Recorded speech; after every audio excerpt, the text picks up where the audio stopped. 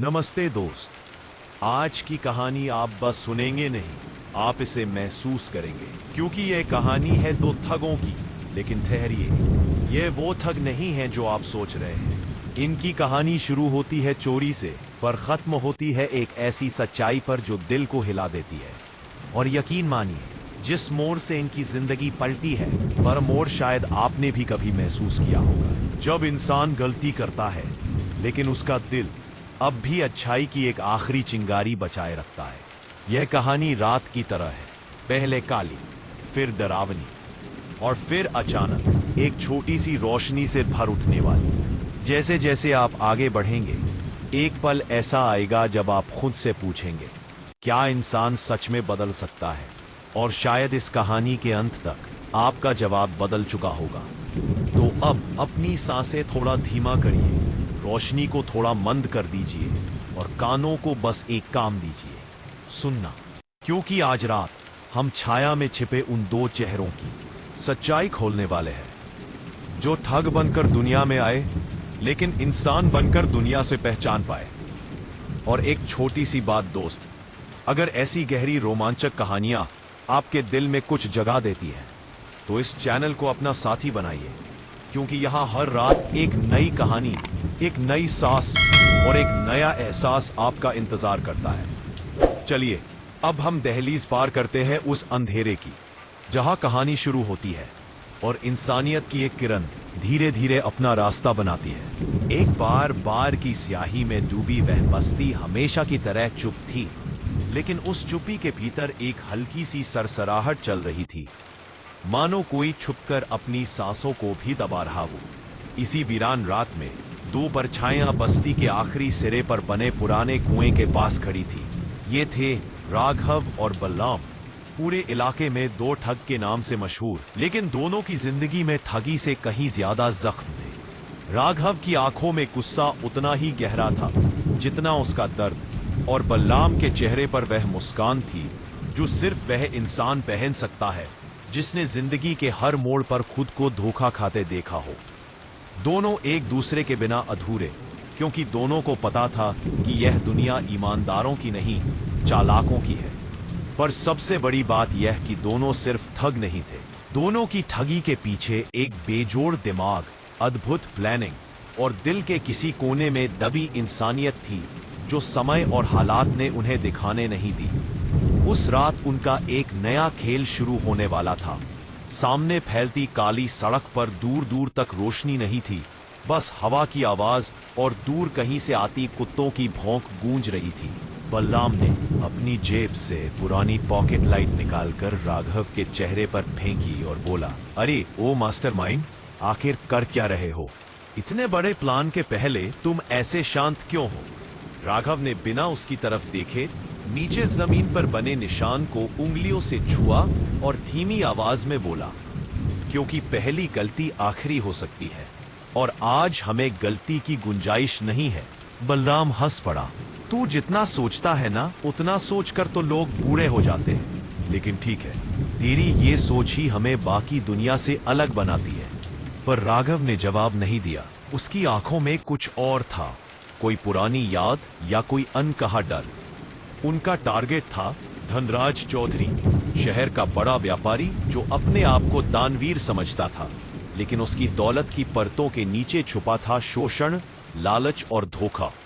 वही चौधरी जिसने कभी राघव के पिता की जमीन छीन ली थी और बलराम की बहन को कर्ज के नाम पर बंधक बना लिया था।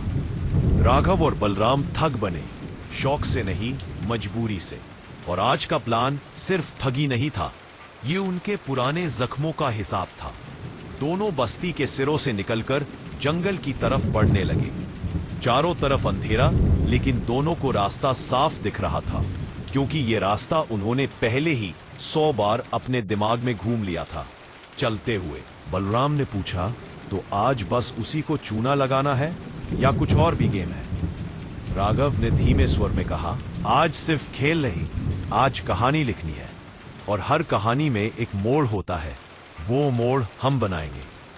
हवा की ठंडक के बीच इन शब्दों में एक अजीब गर्माहट थी, बदले की। दोनों जंगल के बीच पहुंचकर एक पुराने टूटे मंदिर के पास रुके। वही उन्होंने अपने प्लान का अंतिम हिस्सा तैयार किया था। एक नकली तिजोरी, कुछ असली दस्तावेजों की कॉपी और एक नकली पहचान। सब कुछ तैयार था। बलराम हमेशा की तरह हल्के अंदाज में बोला, मुझे तो लगता है एक दिन तू इतना बड़ा प्लान बनाएगा कि खुद भगवान भी कंफ्यूज हो जाएंगे। राघव ने सिर्फ मुस्कुरा दिया, वह मुस्कान जो उसके चेहरे पर बहुत कम दिखाई देती थी। मंदिर की दीवारों के पीछे धीमे धीमे फुसफुसाहट चल रही थी।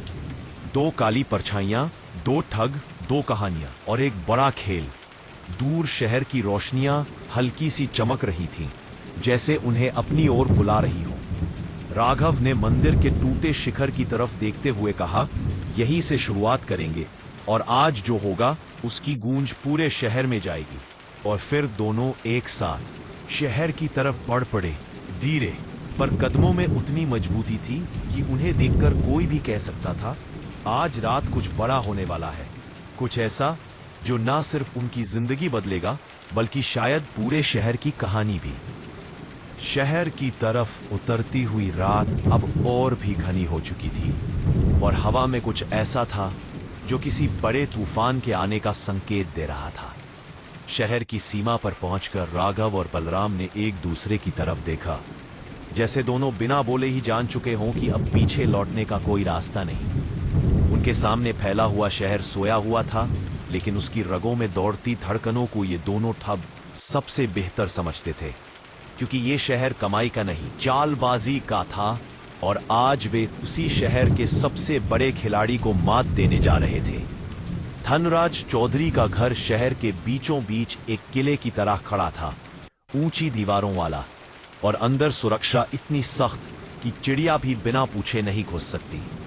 लेकिन इन दोनों के लिए कोई भी सुरक्षा दीवार सिर्फ एक चुनौती थी, डर नहीं। बलराम ने दूर से हवेली को देखा और धीमे से फुसफुसाया, कितना मजा आता है ना जब किसी को उसकी ही जमीन पर उसके ही खेल में हराना हो।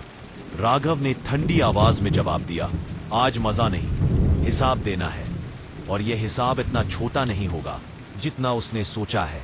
फिर से दोनों शहर की संकरी गलियों से निकलते हुए चौधरी की हवेली के पीछे वाले हिस्से तक पहुंचे, जहां पुराना सर्विस गेट था जो अक्सर बंद नहीं किया जाता था, क्योंकि वहां से सिर्फ चौधरी के कामगार ही आते जाते थे। पर आज रात इस गेट से दो कामगार नहीं, दो ठग अंदर कदम रखने वाले थे।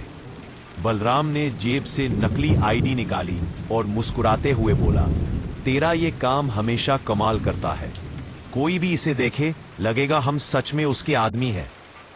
राघव ने बिना मुस्कुराए कहा कि क्योंकि सच और झूठ में फर्क सिर्फ इतना है, कौन ज्यादा विश्वास से बोला जाए। गेट के अंदर घुसते ही हवेली की शान और उसका साम्राज्य सामने प्रकट हो गया। सफेद संगमरमर की सीढ़ियां, रोशनी से जगमगाते गलियारे और एक अजीब सी खामोशी जिसमें शक्ति भी थी और डर भी। लेकिन इन दोनों की चाल बिल्कुल स्थिर थी, जैसे वे इस जगह को पहले से जानते हो। वे अंदर बढ़ ही रहे थे कि अचानक पीछे से आवाज आई, कौन हो तुम लोग, यहां इस वक्त क्या कर रहे हो? दोनों एक सेकंड के लिए रुके, लेकिन डर एक पल के लिए भी उनके चेहरे पर नहीं आया। बलराम वही मुस्कुराहट लिए पलटा और अपनी नकली आईडी आगे कर दी। साहब ने बुलाया है, तिजोरी के पेपर निकलवाने हैं, जरूरी काम है। गार्ड ने आईडी को टॉर्च की रोशनी में देखा, फिर धीरे धीरे सिर हिलाकर उन्हें अंदर जाने दिया। गार्ड जैसे ही पीछे मुड़ा, बलराम ने राघव की तरफ आंख दबाते हुए कहा, देखा, आधा खेल तो चेहरे से ही जीत लिया जाता है। लेकिन राघव की नजरें कहीं और थी। वह हवेली के अंदर उस तिजोरी तक जाने वाले रास्ते की हर कट, हर मोड़, हर आवाज को याद में बिठा रहा था। अंदर का हॉल इतना विशाल था कि मानो एक पूरा बाजार समा जाए। दीवारों पर महंगी पेंटिंग्स, बड़े बड़े झूमर और बीच में काले संगमरमर की टेबल। लेकिन इन दोनों की नजरें सिर्फ एक जगह पर थी, वह कमरा जहां चौधरी अपनी सबसे कीमती चीजें रखता था। पर आज तिजोरी तक सीधा जाना सुरक्षित नहीं था। आज उन्हें एक अलग चाल चलनी थी, पहली चाल। इस चाल का नाम था शक पैदा करना। और शक तभी पैदा होता है जब सामने वाले को भ्रम हो जाए कि उसके आसपास कुछ गड़बड़ है। इसलिए दोनों ने सबसे पहले वो किया जो कोई ठग नहीं करता। उन्होंने तिजोरी के असली कमरे को छुआ भी नहीं। वे उसके बगल के कमरे में घुसे जहां पुराने अकाउंट रजिस्टर रखे थे। आवाज बिल्कुल धीमी पर काम बेहद तेज। राघव ने नकली दस्तावेज वहां खिसका लिए जो बाद में चौधरी को शक में डालने वाले थे। वही दस्तावेज जो आज नहीं तो कल चौधरी के साम्राज्य की जड़ें हिला देंगे। काम खत्म करके दोनों वापस गलियारे में आए, लेकिन तभी अचानक ऊपर की मंजिल से तेज कदमों की आवाज गूंजने लगी। कोई नीचे आ रहा था, तेज और भारी कदम। राघव और बलराम साइड में बने एक टूटी दीवार के पीछे छुप गए। हर कदम दिल की धड़कन की तरह गूंज रहा था। और फिर सीढ़ियों पर एक परछाई दिखाई दी, धनराज चौधरी की। वही व्यक्ति जिसकी वजह से दोनों के जीवन की दिशा बदल गई थी। चौधरी नीचे आते हुए फोन पर बोल रहा था, कल बैंक में मीटिंग है, सारे पेपर तैयार रखना, और हाँ, किसी बाहरी को घर में घुसने मत देना, हालात अच्छे नहीं हैं। उसके ये शब्द सुनकर बलराम के मुंह से धीमी सी हंसी फिसल पड़ी। अरे चौधरी साहब, हालात तो आज और बिगड़ने वाले हैं। लेकिन राघव की आंखें चौधरी पर नहीं, उसके हाथ में पकड़े फाइल पर थीं। वही फाइल जिसमें शायद कुछ ऐसा था जिसकी दोनों को जरूरत पड़ सकती थी। राघव की सांस धीमी हो गई। यह खेल अब और बड़ा होने वाला था। और इसी तरह पहली चाल पूरी हुई। खेल शुरू हो चुका था और दो ठग अब सिर्फ ठग नहीं रहे, वे इस रात के राजा बन चुके थे। अबे धनराज चौधरी के नीचे उतरते कदमों की गूंज अब हवेली के हर कोने में फैलती जा रही थी। राघव और बलराम टूटे हुए पत्थर के पीछे छुपे हुए जैसे सांस लेना भी भूल गए। लेकिन उनके अंदर डर नहीं, बल्कि एक अजीब सी थरथराहट थी, जैसे किसी तूफान के ठीक पहले हवा का रुख बदलने लगता है। चौधरी सीधे पास वाले ऑफिस रूम में गया और अंदर जाते ही उसने फाइल को टेबल पर फेंक दिया। ये लोग किस तरह काम करते हैं, एक भी पेपर सही नहीं मिलता, सब बदलना पड़ेगा। वह खुद से बड़बड़ाता हुआ चाय की मशीन चालू कर रहा था। बलराम ने राघव की कोहनी में हल्का सा झटका दिया और फुसफुसाया, भाई फाइल यहीं है, अगर वो 2 मिनट रुका तो हम भी 2 मिनट रुके, पर उसके बाद ये फाइल हमारी। लेकिन राघव आंखें सिकोड़कर चौधरी को देख रहा था। उसे समझ नहीं आ रहा था कि इस फाइल में ऐसा क्या है जिसने चौधरी को इतनी बेचैनी दी हुई है। शायद ये सिर्फ पैसे का खेल नहीं, शायद ये बहुत गहरा मामला था। चौधरी अभी कप में चाय डाल ही रहा था कि बाहर के मेन गेट से तेज आवाज आई। गार्ड किसी से उलझ रहा था। चौधरी चौंका और फौरन बाहर निकल गया। ये वक्त था। दीवार के पीछे छुपे राघव और बलराम ने एक दूसरे को देखा और बिना एक शब्द बोले दोनों ऑफिस रूम में तेजी से घुस गए। कमरा खाली, पर सेकंडों का खेल। राघव ने टेबल पर रखी फाइल को पलटा। अंदर जमीन के कागज, बैंक के गुप्त लेन देन और एक लाल रंग की फाइल जिस पर बड़े अक्षरों में लिखा था, गोपनीय सील्ड डील। राघव की आंखों में पहली बार एक चमक उभरी। उसने वह लाल फाइल उठाई और एक सेकंड भी बर्बाद किए बिना अपने जैकेट के अंदर खिसका ली। बलराम इतनी तेजी से पूरे कमरे में नजरें दौड़ा रहा था जैसे हर चीज उसकी नजर में स्कैन हो रही हो। उसने तिजोरी की चाबी का डुप्लीकेट देखा जो शायद चौधरी जल्दबाजी में निकालकर यहां फेंक कर गया था। देख भाई, वह फुसफुसाया, भगवान भी आज खुलकर हमारा साथ दे रहे हैं। राघव ने बस सिर हिलाया। यह वक्त बहस का नहीं, निकल जाने का था। दोनों कमरे से बाहर निकलने ही वाले थे कि अचानक चौधरी की भारी आवाज दोबारा गलियारे में गूंजी। तुम्हें बोल बोल कर थक गया हूं कि घर में कोई भी अंदर ना आने पाए। उसकी आवाज गुस्से की गर्मी से उबल रही थी। दोनों की धड़कनें अचानक तेज हो गई। बाहर कदमों की आहट उनकी तरफ बढ़ रही थी। छुपने की कोई जगह नहीं थी, भागने का रास्ता बहुत दूर। लेकिन ठगों की सबसे बड़ी ताकत चालाकी होती है, भागना नहीं। राघव तेजी से कमरे में एक पुराना पर्दा उठाकर पीछे की दीवार की तरफ गया। दीवार के ठीक बीच एक टूटा हुआ वेंटिलेशन स्लॉट था, बहुत छोटा, लेकिन इतना कि एक आदमी झुककर निकल सकता था। राघव फुसफुसाया, यहीं से। बलराम ने बिना सवाल किए खुद को उस छेद में फिसलाया और अंधेरे में गायब हो गया। बाहर चौधरी के कदम करीब आ रहे थे। राघव ने भी फटाफट वेंटिलेशन में खुद को धकेला और जैसे ही उसका पैर अंदर गया, दरवाजे का हैंडल हिला। चौधरी अंदर घुसने ही वाला था। कमरा सीलन भरी अंधेरी दीवारों से दबा हुआ था। बाहर चौधरी गुस्से में कमरे की लाइट ऑन करके चिल्ला रहा था, कौन आया था यहां? इसने मेरी फाइल छुई। उसकी आवाज जैसे किसी घायल जानवर की चीख। वेंटिलेशन के हर कोने में गूंज रही थी। राघव और बलराम उस तंग सुरंग जैसे रास्ते में घुटनों के बल आगे बढ़ते रहे। सांस टकराकर वापस आती थी, लेकिन फाइल की गर्मी उनके दिल को और तेज धड़काती जा रही थी। कई मोड़ों के बाद वेंट बाहर खुले मैदान की ओर निकला। बलराम पहले बाहर निकला और जोर से हवा में सांस भरी। यार, ये तो मौत के मुंह से निकलना हो गया। राघव भी बाहर आया, लेकिन उसकी आंखें कहीं और थीं, लाल फाइल पर। उन्होंने जैसे ही उस फाइल को खोला, बलराम के चेहरे से हंसी गायब हो गई। फाइल में सिर्फ जमीन या पैसे का खेल नहीं था, उसमें था एक ऐसा प्लान जो पूरे शहर को बर्बाद कर सकता था। सरकार से जुड़ा एक गोपनीय सौदा, जिसमें चौधरी अपने फायदे के लिए पूरे इलाके की जमीन और लोगों को बेदखल करने वाला था। यह सिर्फ ठगी नहीं, ये इंसानों के भविष्य से खेल था। अब खेल बदल चुका था। अब दो ठग सिर्फ ठग नहीं थे, वे एक ऐसे राज के मालिक बन चुके थे जिसे उजागर करने पर चौधरी की दुनिया ही नहीं, पूरा शहर हिल सकता था। जंगल की ठंडी हवा में खड़े दोनों की सांसें तेज थीं और उनके दिमाग में सिर्फ एक बात, अब यह सिर्फ बदले का खेल नहीं, एक युद्ध है। रात अब गहरी हो चुकी थी, लेकिन हवा में फैली बेचैनी बता रही थी कि यह रात किसी साधारण अंत की ओर नहीं बढ़ रही। राघव और बलराम जंगल की तरफ तेजी से भाग रहे थे, मगर यह भागना डर का नहीं था। यह भागना उस आग का था जो सच्चाई जान लेने के बाद उनके अंदर खुद जल उठी थी। उनके हाथ में पकड़ी लाल फाइल अब किसी हथियार से कम नहीं थी। शहर को उजाड़ने वाला राज सिर्फ कागज पर नहीं था, वो हर उस दिल में आग लगा सकता था जो इस शहर को अपना घर समझता है। बलराम हाफते हुए बोला, भाई, अगर यह सब सच है तो चौधरी सिर्फ ठग नहीं, राक्षस है, और उसे पता भी नहीं कि उसकी सबसे बड़ी चूक हम है। लेकिन राघव की आंखें और भी गहरी हो गई थी। वो जमीन देखते हुए धीमे, लगभग फुसफुसाते स्वर में बोला, और वो चूक जान जाते ही सबसे पहले हमें मिटाने आएगा। उसी वक्त जंगल के पीछे वाली सड़क पर जीप के टायरों की तेज आवाज गूंजी, जैसे रात को चीरती हुई आ रही हो। दोनों ने मुड़कर देखा, 4 हेडलाइट एक साथ चमक रही थी। चौधरी समझ चुका था कि कोई अंदर आया है, और वो उनको ही वो जिंदा नहीं छोड़ने वाला था। बलराम के चेहरे पर पहली बार हल्की घबराहट आई। यार, ये लोग इतनी जल्दी पीछे कैसे पड़ गए? राघव ने बिना एक पल गंवाए कहा, क्योंकि चौधरी को अपनी दौलत से ज्यादा डर अपनी गलतियों के खुलने का है, और डर सबसे तेज दौड़ता है।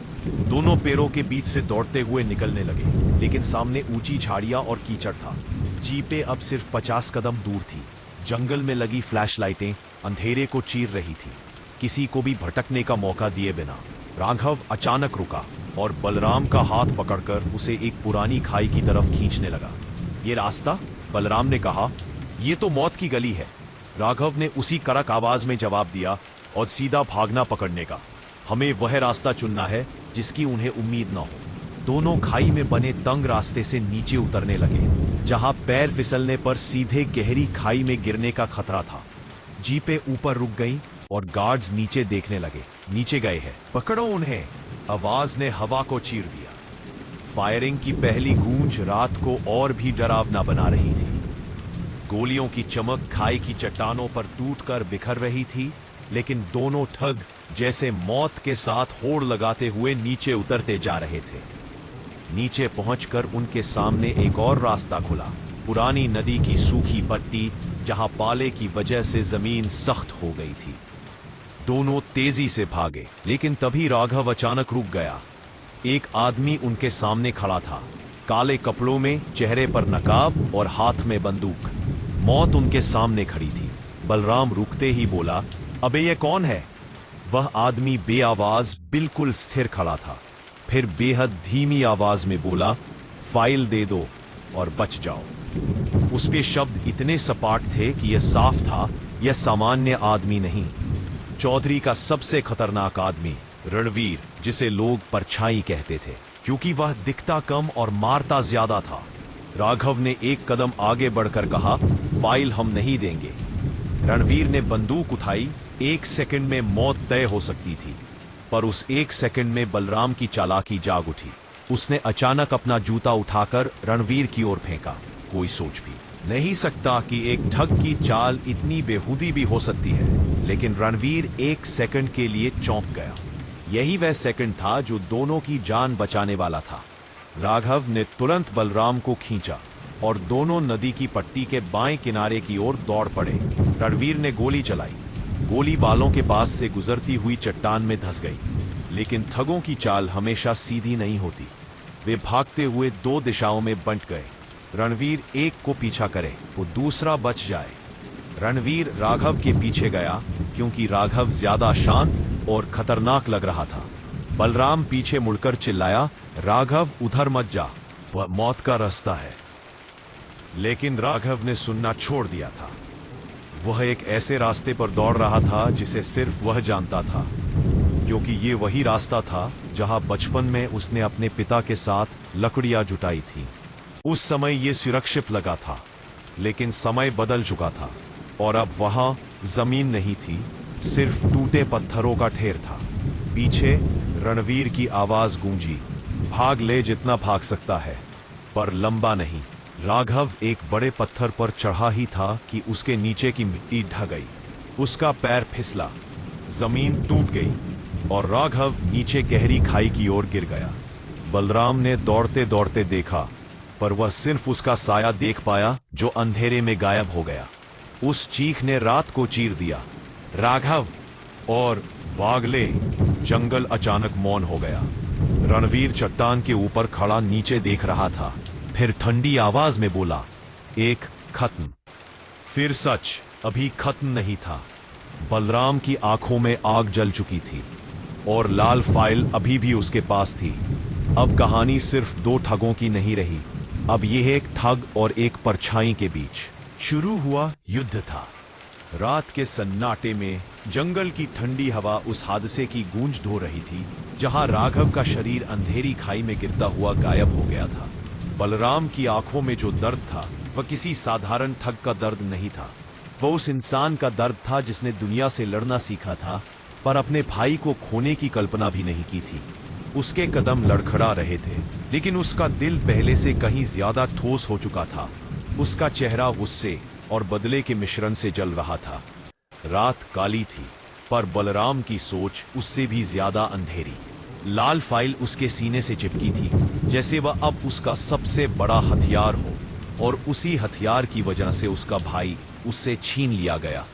नदी की सूखी पट्टी पर हवा सनसनाती हुई बह रही थी और बलराम को ऐसा लग रहा था जैसे पूरा जंगल उसे देख रहा हो, पूछ रहा हो, अब क्या करेगा। बलराम की सांसें तेज हो चुकी थी।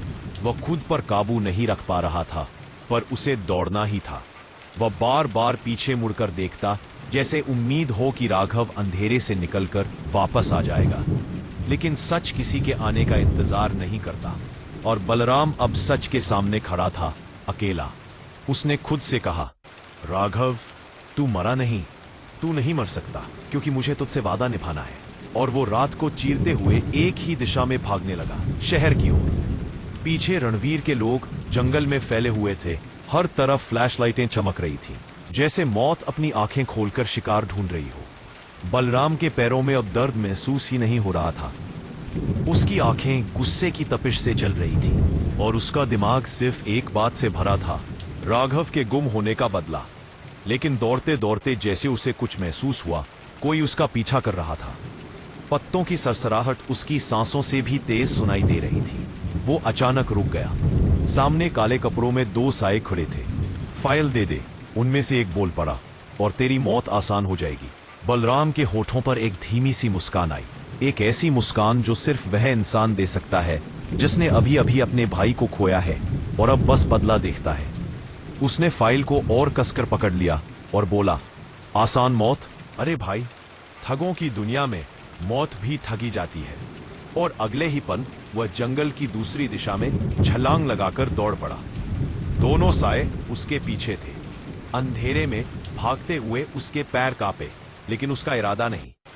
वह एक सूखे पेड़ की जड़ से ठोकर खाकर गिर पड़ा, लेकिन जैसे गिरना उसकी योजना का हिस्सा हो, उसने गिरते ही मिट्टी उठाकर पीछे फेंकी। पीछा करते दोनों आदमी कुछ पल के लिए अंधे धुएं में खो गए। वह उठा और तेजी से एक पुरानी टूटी दीवार की तरफ भागने लगा, जो कभी गांव का बॉर्डर थी। वह दीवार बांधने लगा, पर तभी उसके सामने एक और व्यक्ति खड़ा मिला।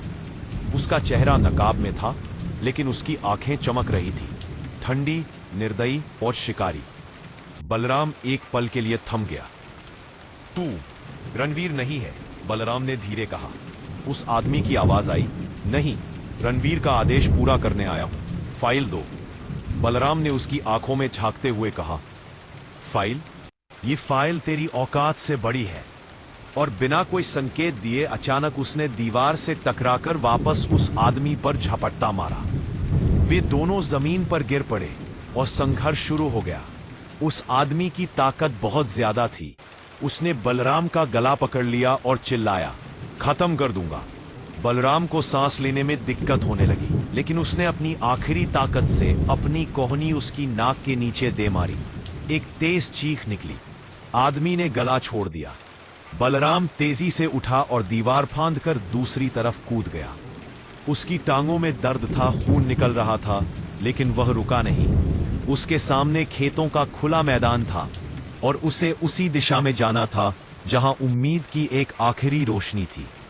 पीछे से गार्ड्स चिल्ला रहे थे, पकड़ो, भागने न पाए। लेकिन आवाजों का शोर उसके दौड़ते कदमों से पीछे छूटता जा रहा था।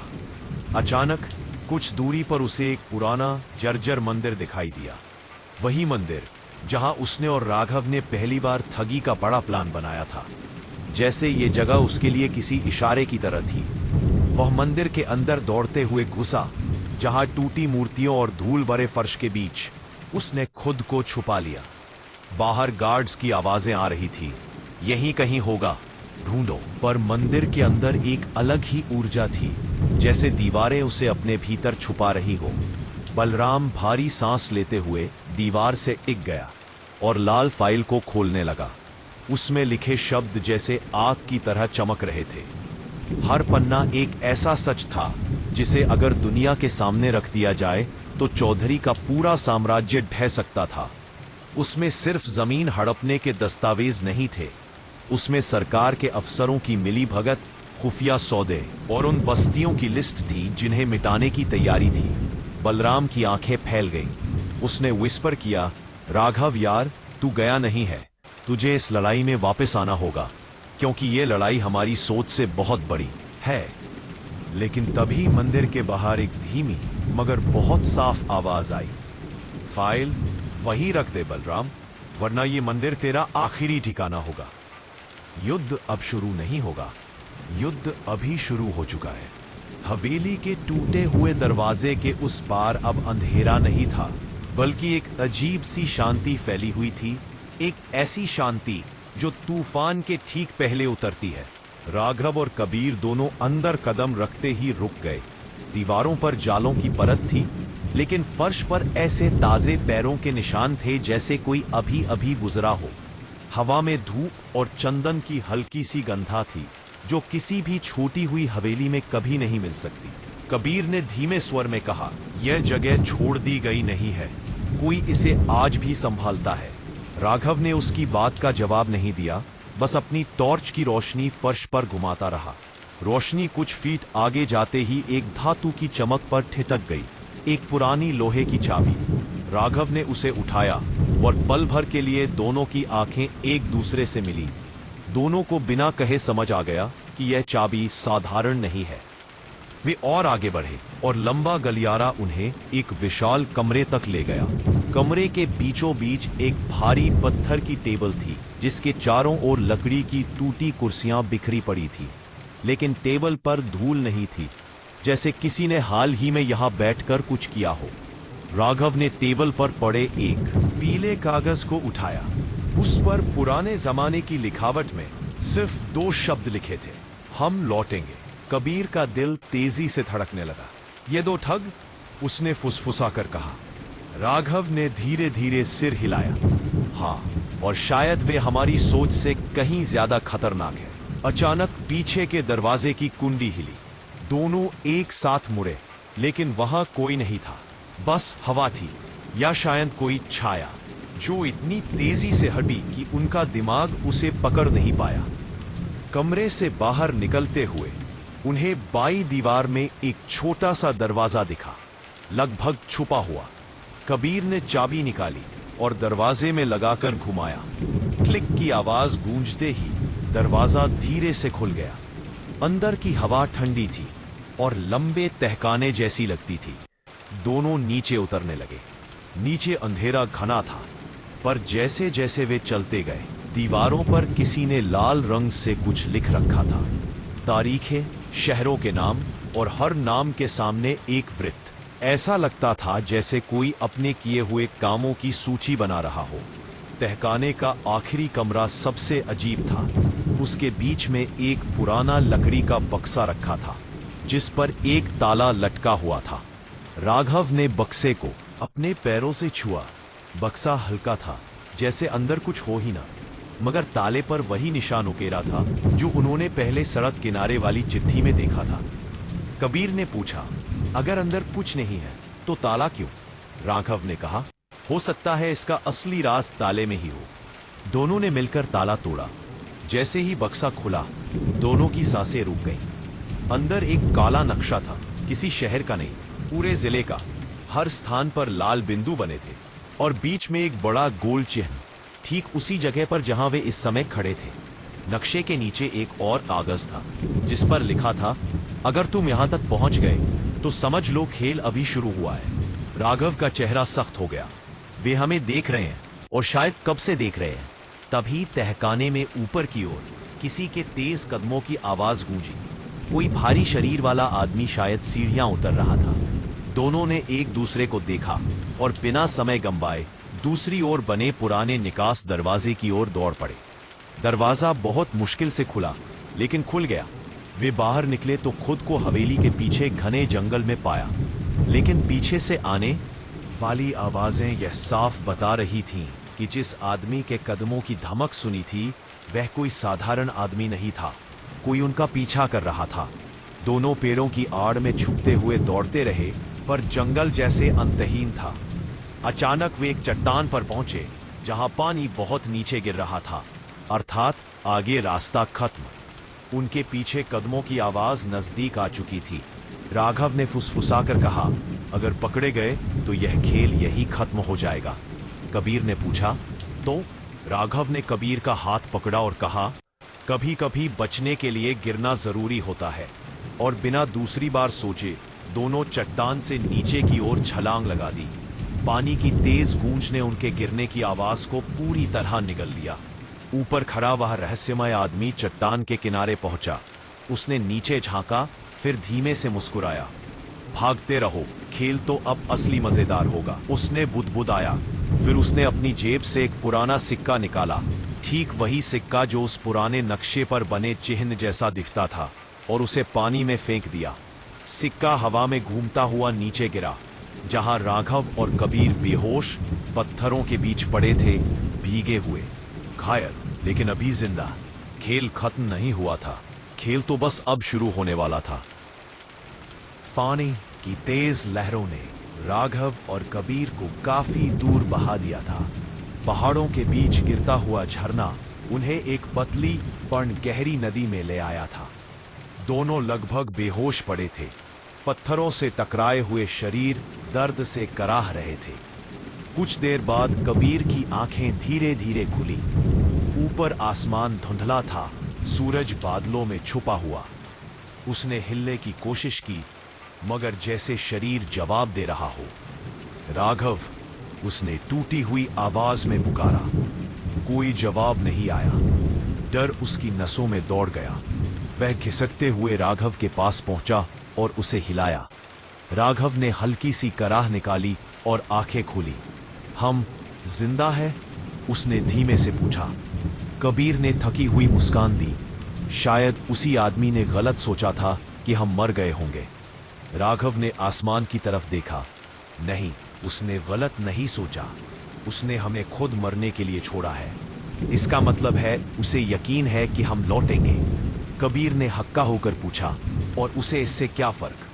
राघव ने गहरी सांस ली, क्योंकि वह चाहता है कि हम इस खेल को पूरा करें, उसके बनाए तरीके से।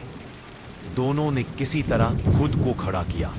आसपास जंगल इतना घना था कि रोशनी मुश्किल से नीचे पहुंच रही थी।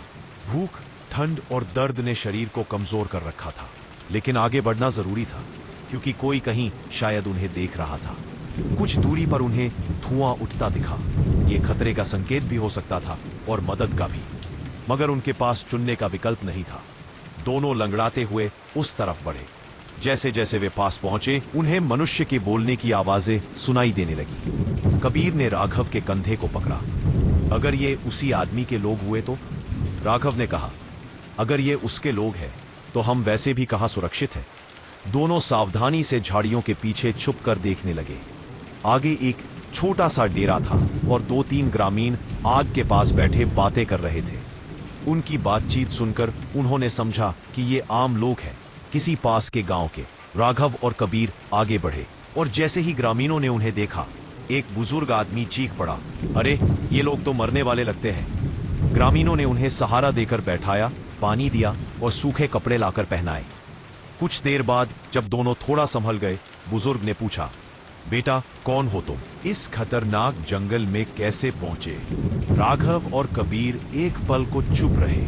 वे सच बताते तो शक होता, झूठ बोलते तो गलती होती। राघव ने सिर्फ इतना कहा, हम रास्ता भटक गए थे। बुजुर्ग ने सिर हिलाया, यह जंगल भटकाता ही ऐसा है। कई लोग आए और लौटकर नहीं गए। कहते हैं यहां पुरानी हवेली में कुछ। उसके बोलने से पहले ही राघव और कबीर की नजरें मिल गई। बुजुर्ग आगे बोला, कुछ लोगों की आत्माएं भटकती हैं। कबीर हल्का सा मुस्कुराया, आत्माएं नहीं बाबा, ये इंसानों का खेल है। रात होने पर ग्रामीणों ने उन्हें अपने तंबू में जगह दी, पर राघव सो नहीं पाया। उसका दिमाग उसी आदमी की आवाज पर अटका रहा। खेल अब शुरू होगा। वह उठकर बाहर आया। जंगल का सन्नाटा गहरा था, हवा में एक अजीब सिहरन। तभी उसे लगा कोई उसकी ओर देख रहा है। वह तेजी से घूमकर देखता है। दूर एक पेड़ पर उसे किसी का साया दिखता है, किसी लंबे कद वाले आदमी का। राघव ने पलक झपकी और साया गायब। वह वापस तंबू में लौटा और कबीर को जगाया। कोई है यहां, यही जंगल में? कबीर ने पूछा, वही आदमी? राघव ने धीमे ठंडे स्वर में कहा, हां, और वह चाहता है कि हम उसके पास पहुंचे। सवाल यह है कि क्यों? सुबह होते ही वे गांव की दिशा में चलने लगे। ग्रामीणों ने उन्हें रास्ता बताया, लेकिन बुजुर्ग ने जाते जाते एक अजीब बात कही, अगर जंगल तुम्हें वापस हवेली की तरफ ले जाए तो समझ लेना कि वह जगह तुम्हें बुला रही है। यह सुनकर कबीर ने गर्दन झटक दी, हमारी जिंदगी में ड्रामा कम है क्या? लेकिन जैसे जैसे वे आगे बढ़ते गए, रास्ता बदलता गया। वे बार बार उसी मोड़ पर लौट आते, चाहे जितना दूर चले। कबीर ने गुस्से में कहा, यह कैसे हो सकता है? हम सीधे चल रहे हैं। राघव की आंखों में गहराई उतर आई, क्योंकि कोई हमें घूम घूम कर वहीं ले जा रहा है और वह चाहता है कि हम फिर हवेली पहुंचे। कबीर चीखा, लेकिन क्यों? हम कोई खजाने की तलाश में नहीं आए थे। राघव ने उसकी तरफ देखा, नहीं, लेकिन वो चाहता है कि हम कुछ ढूंढें, और शायद वो चीज वही है जिसके लिए 2 ठगों ने जिंदगी दांव पर लगा दी थी। एक तेज हवा का झोंका आया, पेड़ हिलने लगे। कुछ पत्ते उनके पैरों पर गिरकर ऐसे फैले जैसे किसी ने रास्ता दिखाया हो। राघव ने नीचे झुककर पत्तों को देखा। वे एक दिशा बना रहे थे। कबीर ने घबराकर पूछा, ये क्या है? राघव ने गहरी आवाज में कहा, इशारा। दोनों उस दिशा में बढ़े और आधे घंटे की यात्रा के बाद सामने वही पुरानी हवेली खड़ी थी, टूटी, उजड़ी, लेकिन अब परिचित।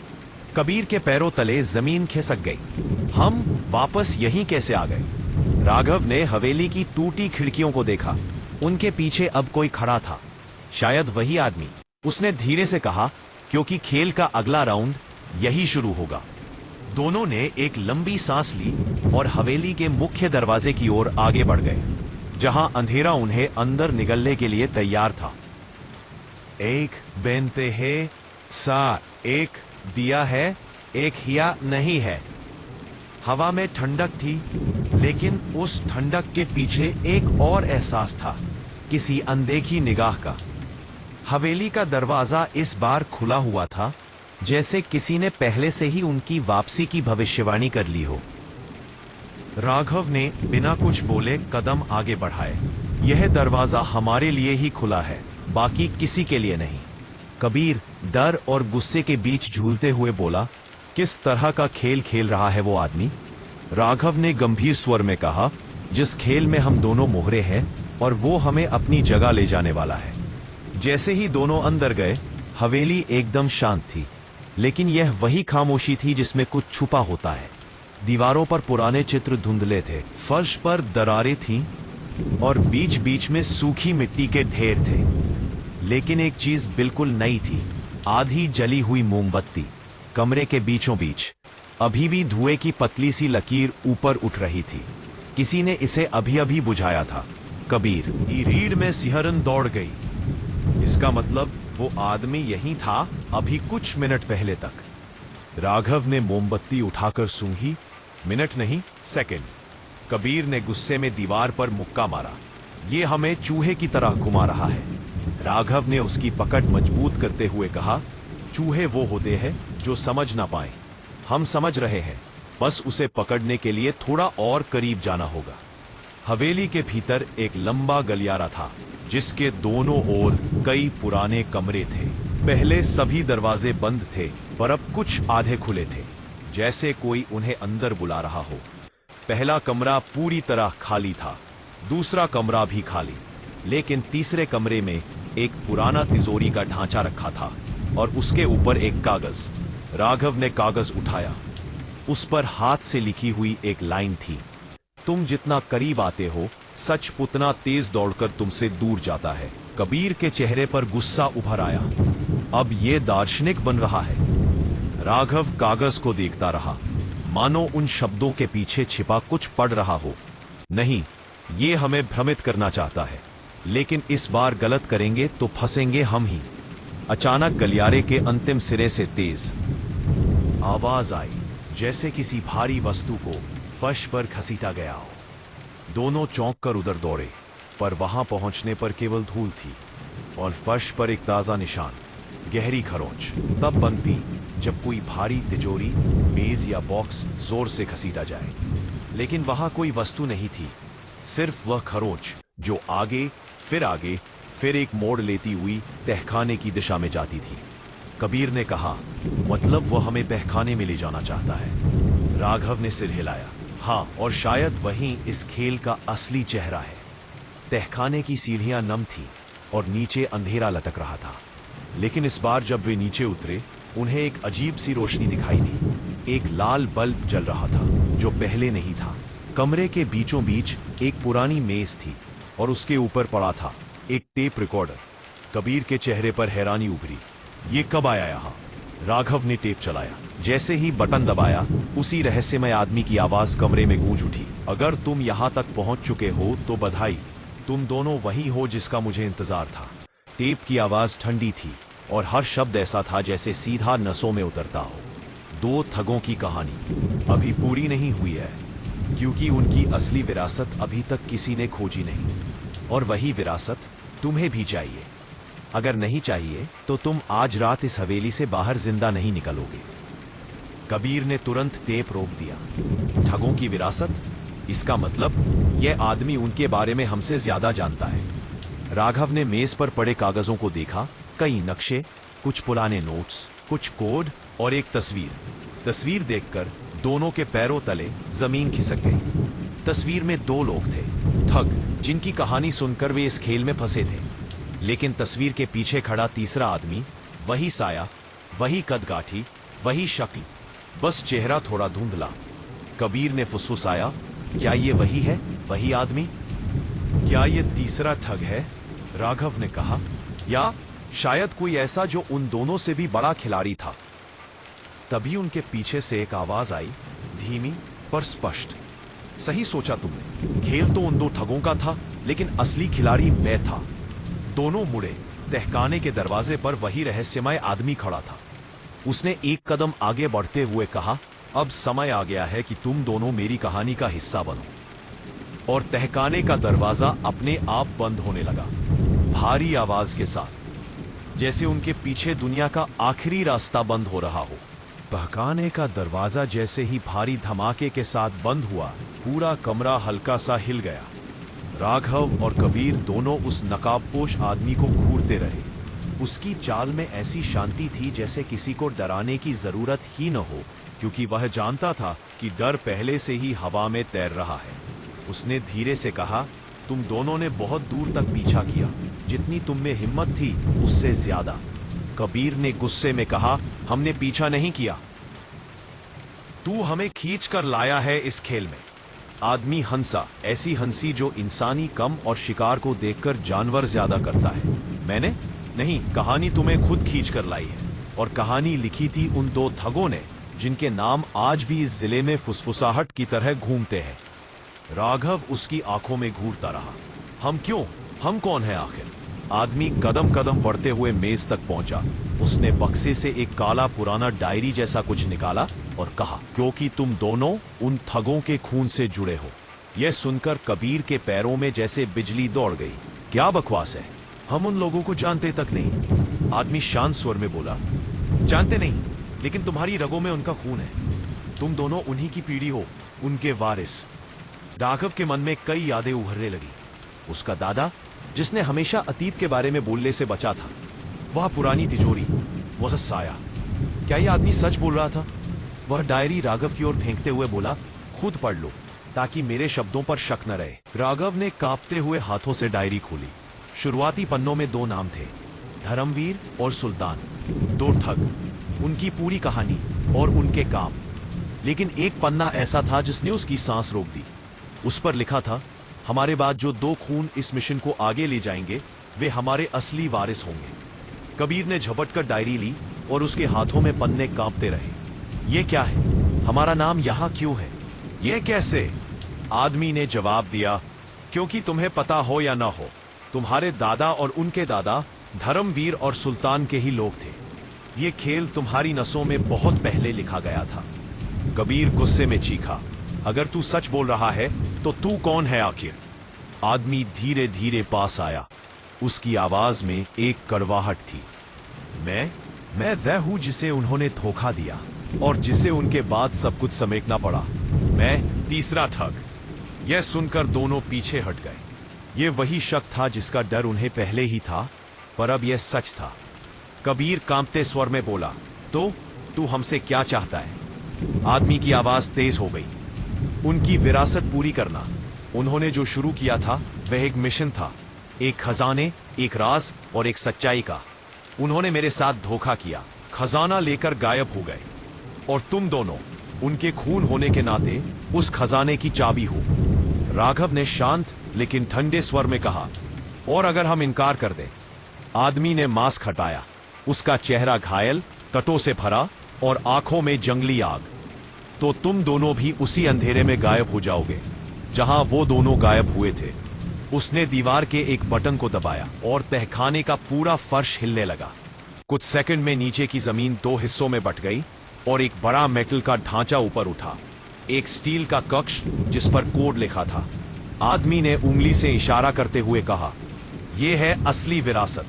इसे खोलने के लिए केवल दो लोगों की जरूरत है, दो खून, दो वारिस।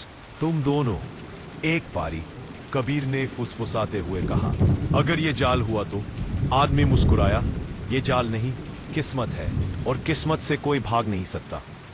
राघव ने धीमे से कहा, अगर ये विरासत है तो इसमें ऐसा क्या है? आदमी की आंखों में चमक उभरी। सत्य, वो सत्य जिसने इस पूरे जिले को दशकों से झूठ पर चलाया है, और वही सत्य किसी भी खजाने से बड़ा है। अचानक तहखाने की बत्तियां टिमटिमाने लगी। हवा भारी हो गई। आदमी ने चिल्लाया, समय खत्म हो रहा है, ओट डालो वरना पूरा तहखाना बंद हो जाएगा। राघव और कबीर उस स्टील बॉक्स के सामने खड़े थे जिसमें 5 कोड स्लॉट थे और हर स्लॉट के ऊपर लिखा था, केवल खून पहचानता है। कबीर ने डरते हुए पूछा, अगर गलत कोड डाल दिया तो? राघव ने धीमे से कहा, तो शायद हम कहानी के आखिरी पन्ने बन जाएंगे। और जैसे ही उन्होंने कोड डालने के लिए हाथ बढ़ाया, तहखाने के ऊपर से अचानक किसी के दौड़ने की आवाज गूंजी। आदमी की आंखें फैल गई। कौन है ऊपर? यहां कोई नहीं होना चाहिए। तहखाने के दरवाजे पर एक परछाई दिखाई दी, लंबी, ठंडी और पूरी तरह अपरिचित। और उसी पल हवेली की सारी बत्तियां बुझ गईं। अपनी सबसे गहरी चुप्पी में थी, पर उस चुप्पी के भीतर जैसे तूफान जाग रहा था। शिवपुर में लोग सो तो रहे थे, लेकिन उनके दिलों में दो ही नाम गूंज रहे थे, माया और सूर्यकांत। दो ठग या दो योद्धा। गांव के चौक में लगी पुरानी पीपल की छाया जैसे उस रात बेचैन थी, मानो उसे भी आने वाला भविष्य महसूस हो रहा हो। उसी समय कच्चे रास्ते पर धीरे धीरे कदमों की आवाज सुनाई दी।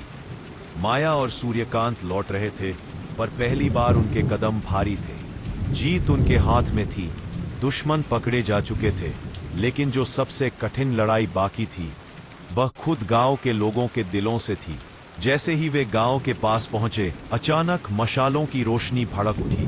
दर्जनों लोग उनका रास्ता रोककर खड़े थे, जिनमें वह माँ भी थी जिसके जेवर उन्होंने पहली बार झपटे थे। वह बूढ़ा किसान भी था जिसके खेत से चोरी हुई थी। वह दुकानदार भी था जो अक्सर कहा करता था, ठग एक बार सुधर भी जाए तो दुनिया उसे सुधरने नहीं देती। माया और सूर्यकांत रुक गए। कोई बहाना नहीं, कोई सफाई नहीं। माया ने सिर्फ इतना कहा, हमने आप सबका भरोसा तोड़ा, यह सच है, लेकिन आज अगर शिवपुर सुरक्षित है तो हमारी वजह से भी है। लोग चुप थे, पर उनकी आंखों में गुस्से से ज्यादा सवाल थे।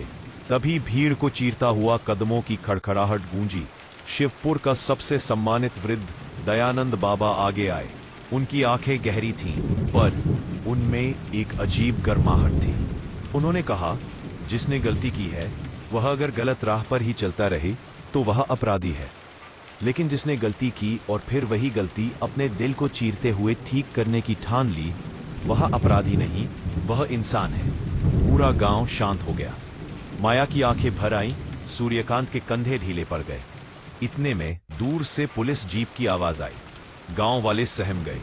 यह सब उन्हीं ठगों के कारण हुआ था जिनसे माया और सूर्यकांत लड़ रहे थे। एसपी आरोही उतरी और लगभग दौड़ते हुए माया और सूर्यकांत के पास आई। तुम दोनों की वजह से हमने देश भर में सक्रिय गिरोह को पकड़ लिया है, लेकिन तुम दोनों के खिलाफ भी हमारे पास पुराने केस हैं। यह मैं नहीं भूल सकती। यह सुनकर भीड़ सरसराई।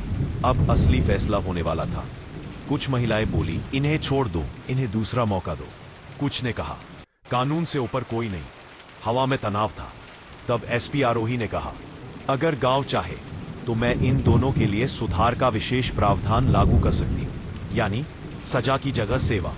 पूरा शिवपुर एक पल को चुप हो गया। फिर अचानक वही बूढ़ा किसान आगे आया। इन्हें सजा नहीं, मौका चाहिए, क्योंकि अगर दंड से इंसान बदलता तो दुनिया में सुधार हो ही चुका होता। और देखते ही देखते पूरा गांव एक स्वर में बोल उठा, हम इन्हें दूसरा मौका देते हैं। माया और सूर्यकांत की आंखों में वह चमक लौट आई जो कई महीनों पहले खो गई थी। एसपी आरोही ने सिर हिलाया, ठीक है, आज से तुम दोनों कानून के लिए नहीं, समाज के लिए काम करोगे। शिवपुर की सुरक्षा, विकास और लोगों का विश्वास अब तुम्हारी जिम्मेदारी है। उस रात शिवपुर में पहली बार ऐसा महसूस हुआ मानो बदले की नहीं, परिवर्तन की हवा बही हो।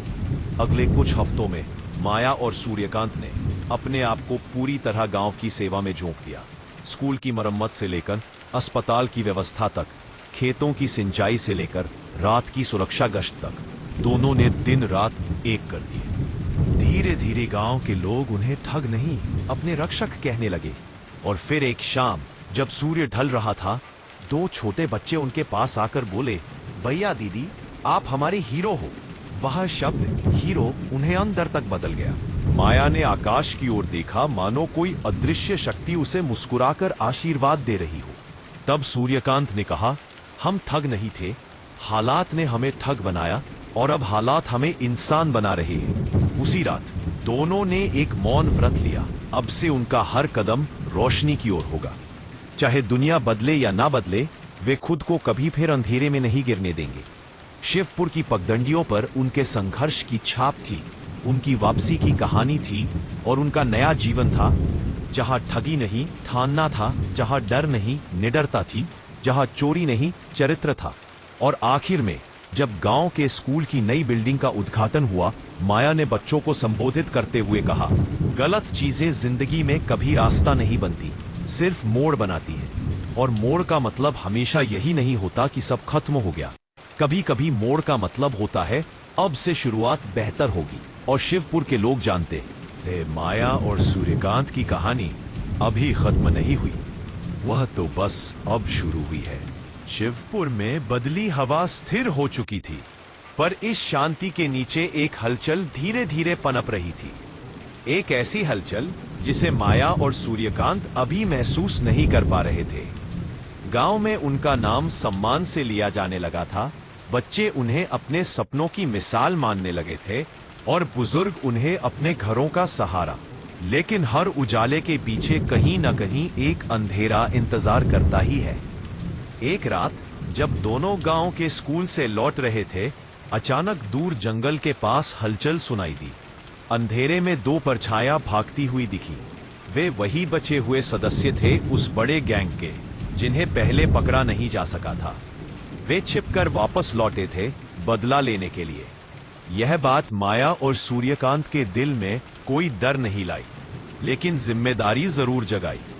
अगले ही दिन गांव को सतर्क किया गया, पहरे बढ़ाए गए और दोनों ने रात की गश्त खुद लेना शुरू कर दिया। उन्हें अपने अतीत की हर छाया का सामना अब खुले सिर से करना था। पर इस गश्त के दौरान एक रात कुछ ऐसा हुआ जिसने पूरी कहानी का रुख बदल दिया। एक छोटी लड़की 8 साल की रोते रोते गांव के बाहर मिली। वे जंगल से भागकर आई थी। वे उसी गैंग के जंगल से छूटी थी और उसने कहा, उन्होंने कहा है वह माया दीदी और सूर्यकांत भैया को नहीं छोड़ेंगे, उनकी नई जिंदगी उन्हें नहीं जीने देंगे। यह सुनकर दोनों का खून जम गया, लेकिन डरने की बजाय वह लड़की उनकी प्रतिबद्धता और मजबूत कर गई। अब पता था कि उनकी संघर्ष की असली अग्नि परीक्षा शुरू होने वाली है। अगले ही दिन उन्होंने एसपी आरोही को सारी जानकारी दी और पहली बार सरकार ने माया और सूर्यकांत को आधिकारिक कम्युनिटी प्रोटेक्शन अधिकारियों के रूप में नियुक्त किया। यह सिर्फ सम्मान नहीं था, यह विश्वास था कि उनका अतीत उनका भविष्य नहीं लिखेगा। फिर वह रात आई जिसने इस कहानी की आत्मा को जन्म दिया। गांव के बाहर पुराना पुल था, चारों तरफ घना अंधेरा और बीच में माया और सूर्यकांत दोनों तैयार खड़े थे। जंगल की तरफ से पत्तों की सरसराहट बढ़ती जा रही थी, जैसे कोई आ रहा हो। ये पूरा तूफान। अचानक 10-12 हथियारबंद लोग बाहर निकले, वही गैंग। उनके लीडर ने, जो सालों से पुलिस की पकड़ से बचता आया था, गुर्राते हुए कहा, तुम जैसे गद्दारों की यही सजा है, नई जिंदगी नहीं। लेकिन उस रात माया और सूर्यकांत सिर्फ अपने लिए नहीं लड़ रहे थे, वे शिवपुर के हर बच्चे, हर बुजुर्ग, हर परिवार की सुरक्षा के लिए लड़ रहे थे। मुकाबला तेज था, खतरनाक था और दोनों कई बार घायल भी हुए, लेकिन इस बार वे भागे नहीं, डटे रहे। यह वही लोग थे जिन्होंने ठगी से शुरुआत की थी, पर अब नैतिकता पर खड़े थे। जैसे जैसे लड़ाई आगे बढ़ी, गैंग के लोग एक एक कर गिरते गए और आखिर में सिर्फ उनका लीडर बचा। वह भागने की कोशिश कर रहा था, लेकिन माया ने उसकी राह रोक दी। सूर्यकांत ने घायल होते हुए भी उसकी बंदूक छीन ली। वह आदमी चिल्लाया, क्यों बदल गए तुम दोनों? ठग कभी इंसान नहीं बन सकता। सूर्यकांत ने धीमी आवाज में पर ऐसी दृढ़ता से कहा कि उसका हर शब्द अंधेरे को चीर गया। ठग पैदा नहीं होते, हालात बनाते हैं, और इंसान भी हालात से ऊपर उठना सीख सकता है। वह गिर गया और पुलिस टीम तुरंत पहुंच गई। वर्षों पुराना गिरोह खत्म हो चुका था। रात खत्म होते होते माया और सूर्यकांत की आंखों से न खून था न डर, सिर्फ शांति बह रही थी, पहली बार की असली शांति। सुबह जब गांव जागा, दोनों खेतों के रास्ते से लौटते दिखे। लोग दौड़कर आए, आप दोनों ठीक है ना? पर दोनों सिर्फ मुस्कुराए, क्योंकि उन्हें पता था उनकी जिंदगी की सबसे बड़ी परीक्षा कल रात पूरी हो चुकी थी। उसी दिन गांव ने निर्णय लिया कि नए सामुदायिक केंद्र का नाम साहस केंद्र माया एवं सूर्यकांत रखा जाएगा। बच्चे वहां जाकर सीखेंगे कि गलती करने वाला बुरा नहीं होता, गलती में टूट जाने वाला बुरा होता है। कहानी के बिल्कुल अंत में दयानंद बाबा ने दोनों के सिर पर हाथ रखकर कहा, जो जीवन ठगी से शुरू हुआ था वह सेवा पर खत्म हुआ। तुम्हारी कहानी दूसरों को गिरने नहीं देगी। माया ने मुस्कुराकर गांव के बच्चों को देखा और सोचा, शायद अच्छे इंसान बनने की यही सबसे बड़ी जीत होती है कि दुनिया तुम्हारी कहानी से अपना रास्ता ढूंढ ले। और इस तरह दो ठगों की कहानी खत्म नहीं हुई, वह तो अमर हो गई, क्योंकि उसने साबित कर दिया अतीत इंसान को रोकता है, पर इंसान चाहे तो अपनी मंजिल बदल सकता है।